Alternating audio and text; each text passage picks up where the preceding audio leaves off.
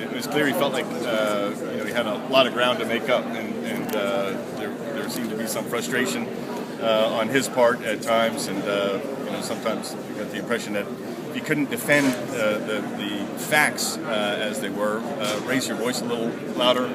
So I got to tell you, I was a little surprised at the vice president. I know they're feeling a little desperate over there, but he couldn't decide, the vice president, whether he wanted to giggle, whether he wanted to yell, and I guess he just decided he'd interrupt all evening.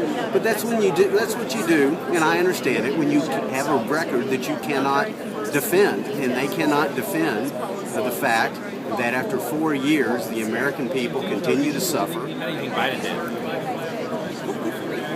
I think the smirks and the condescending attitude with the interruptions was a huge distraction. If my 11-year-old acted the way Joe Biden did in that debate, we would have a serious talking to.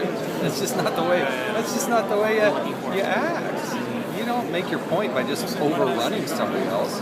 Our country is unique that way. Give respect to the other person's viewpoint. Argue the points. Don't just try to keep interrupting and smirking and laughing.